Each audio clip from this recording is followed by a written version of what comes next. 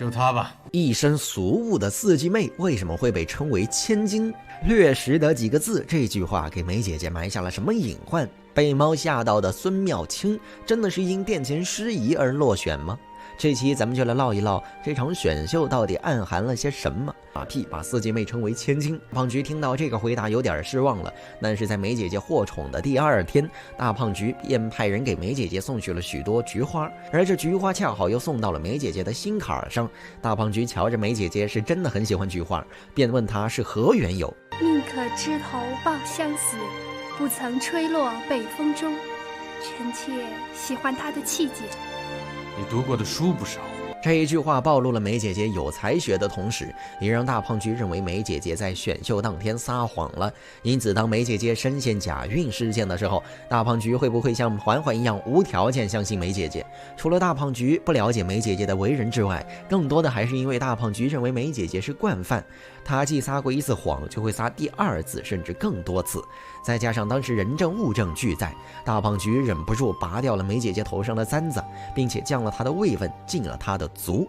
随后咱们来看环环在面试区露了才学之后，大胖菊对环环的兴趣直线飙升，当场命环环抬起头来。甄远道教女有方，只是不知你是否担得起这个名字。抬起头来。这不直接看向大胖菊的，也正是因为环环仰面而不是君，导致环环在入宫后遇到大胖菊没有认出他。不知尊驾如何称呼？你猜猜。你不会是皇上吧？您是王爷？到这儿或许又有人问了，就算选秀当天环环没有看到大胖菊的脸，难道他听不出大胖菊的声音吗？事实上环环也怀疑过大胖菊是不是套用了马甲，所以环环一回到碎玉轩便派人去打听今日果子狸有没有入宫。不料大胖菊做戏做足了全套，召了果子狸入宫，再加上佩儿心便消了些。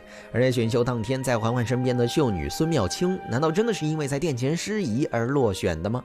事实上就算孙妙清她没有殿前失仪，她也不一定能入选。为啥这么说呢？来，咱们看这个孙妙清是什么身份。苏州织造孙珠河之妹孙妙清。苏州织造这四字儿是不是很熟悉呢？咱们回顾剧情就能发现，其实苏州织造这四个字儿不止出现在这儿。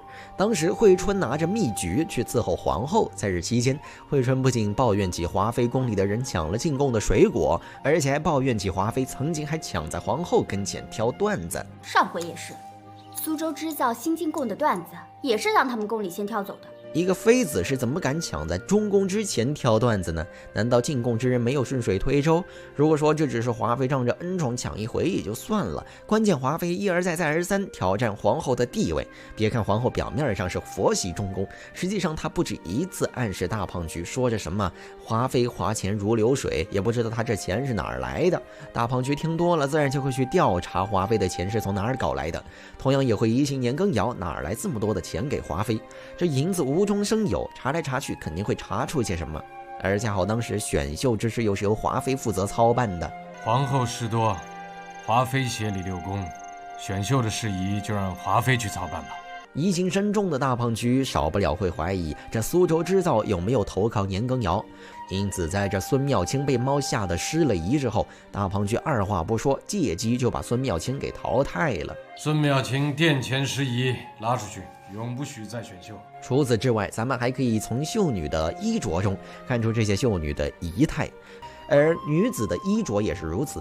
在剧中咱们可以看到，《甄嬛传》中有多少人所言之事，事事成真。往期咱们分析过华妃一语成谶那些事儿，这期咱们就来唠唠还有哪些人也是一语成。浣碧对果郡王生了爱，珠说了一句：“你这么惦记果郡，小心我真的不理你了。”哎呀，好姐姐，你就当我开玩笑。让浣碧以钮祜禄家二小姐的身份，嫁给果郡王为侧福晋。至此，浣碧圆了嫁入果郡王府的心愿，刘珠以前开的玩笑也应验了。只可惜刘珠没有等到浣碧的答谢。除此之外，甄嬛被晋封为嫔位时，给甄嬛梳头的嬷嬷夸她额发高有福气。甄嬛瞧着镜子中的自己，满脸欣喜，说了句头饰好重啊。一旁的刘珠跟着高兴调皮地说道：“如今只是封婉嫔，小主就嫌头上首饰重了，那以后当了贵妃可怎么好呢？”甄嬛嘴上说让刘珠注意规矩，不要胡说，却不料后来的甄嬛真如刘珠所说的一样，经历了盛宠、失宠再复宠。甄嬛在甘露寺读博期间看清了太多，她明白帝王无情，也知道自己需要什么。于是在需要为腹中胎儿证明时，甄嬛设计了一出风流尼姑的戏码，重新回宫。回宫后，甄嬛生下了双胞胎，皇上一高兴便下旨封她为熹贵妃。你一下子给朕生了2个孩子，立了这么大的功劳，朕要封你为贵妃，要让你做朕最钟爱的贵妃。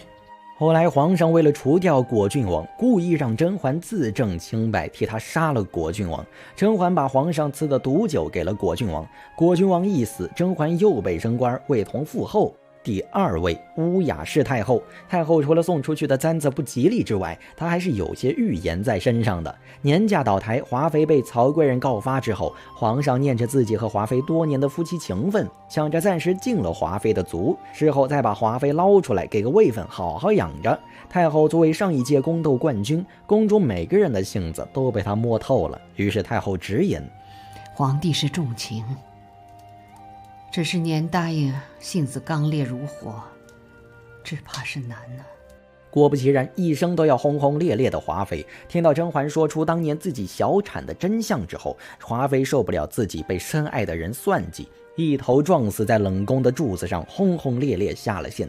除此之外，太后病重时想见老十四一面，结果皇上不许他俩见面。太后清楚，皇上为了稳固皇位，不惜手刃兄弟，为了护住老十四，太后在弥留之际求皇上放了老十四。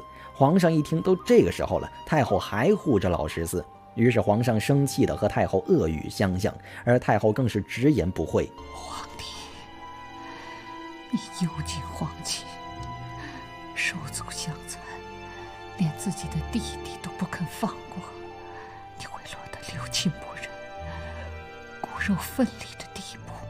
后来皇上果然像太后所说的一样，因为三阿哥为他的叔叔们求情，皇上也不想想自己亲生的孩子本来就不多，他还把三阿哥的黄袋子割了送了出去。又因为皇上逼甄嬛用毒酒害死了果郡王，甄嬛联手拽妃成立屠龙小分队，先是利用迷情香和朱砂掏空了皇上的身体，接着拽妃偷梁换柱，为皇上吃下毒药。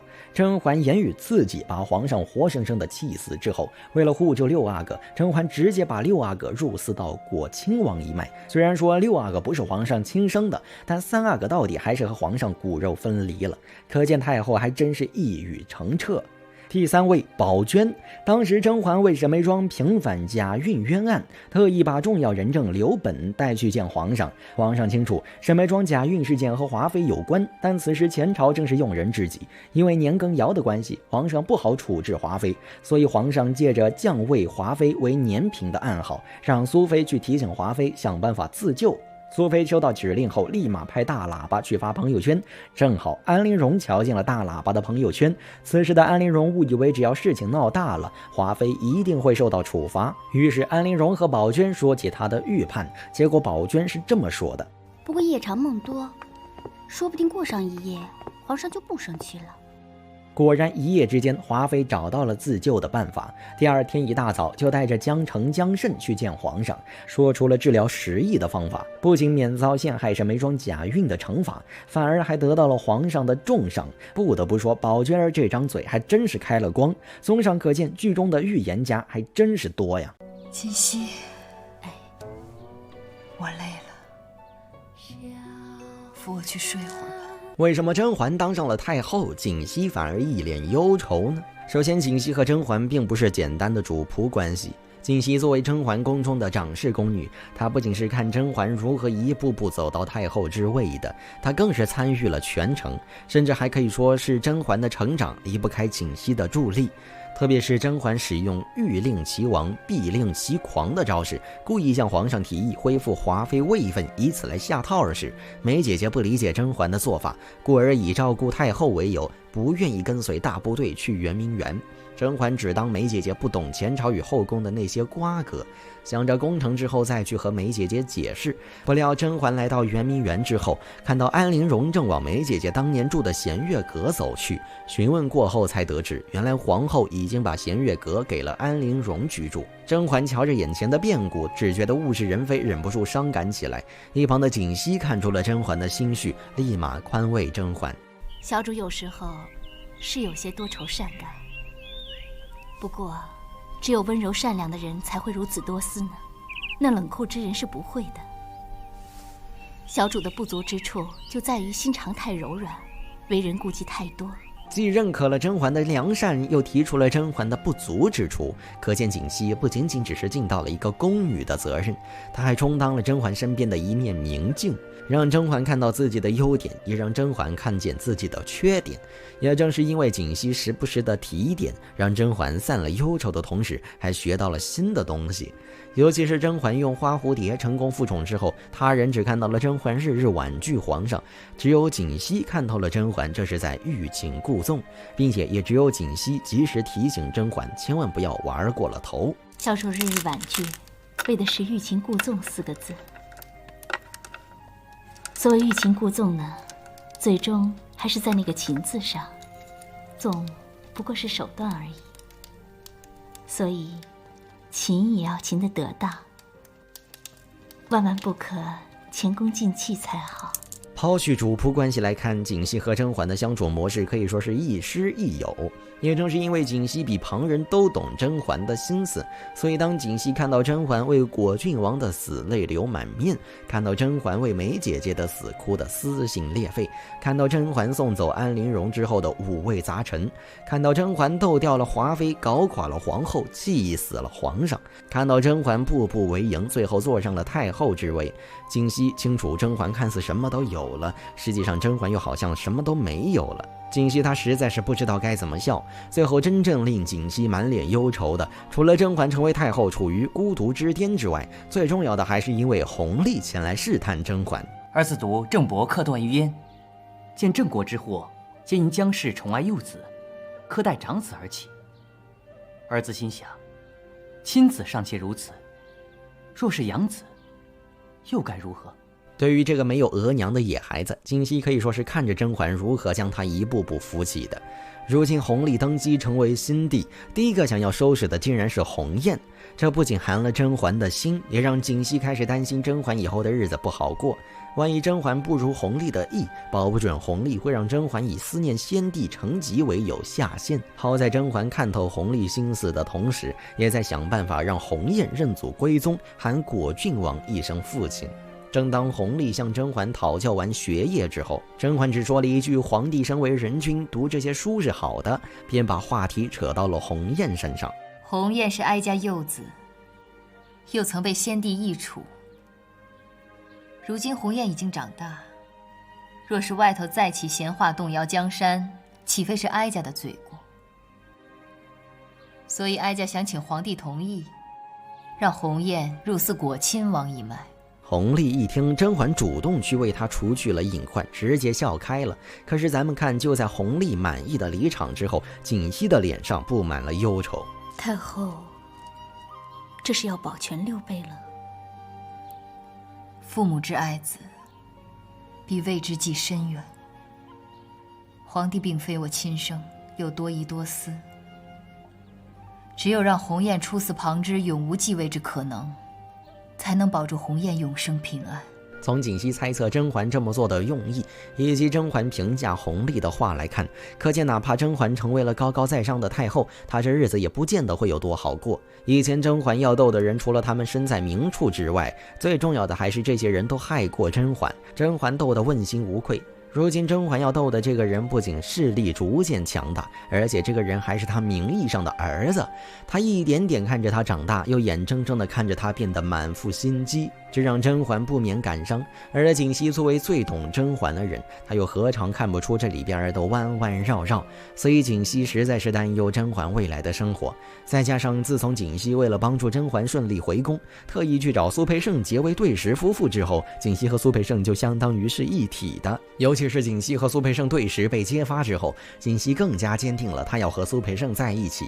在慎刑司那2天，我也算想明白了，为了流言纷扰而伤害一个真正爱护自己的人，才是最大的愚蠢和不智。从景熙的态度中可见，他认定了苏培盛，这也就意味着苏培盛在哪儿，他便去哪儿。而自从弘历登基之后，就再也没有看到过苏培盛的身影。很大可能苏培盛已经退休，回到宫外的老宅养老去了。这样一来，景熙少不了宫里宫外两头跑。在这种情况下，景熙就不能时时照顾甄嬛，这也是为什么到了后期，最常陪在甄嬛身边的是小允子。景熙作为甄嬛的长侍宫女，虽说她和甄嬛亦师亦友，但是说到底，甄嬛始终是景熙的主子。在这宫中向来都是只有主子过得好了，奴才才能过得好。眼看着甄嬛好不容易坐上了太后之位，原本景熙以为甄嬛可以安享晚年了，却不料到头来甄嬛还要和新帝斗智斗勇，这让景熙怎么能不愁呢？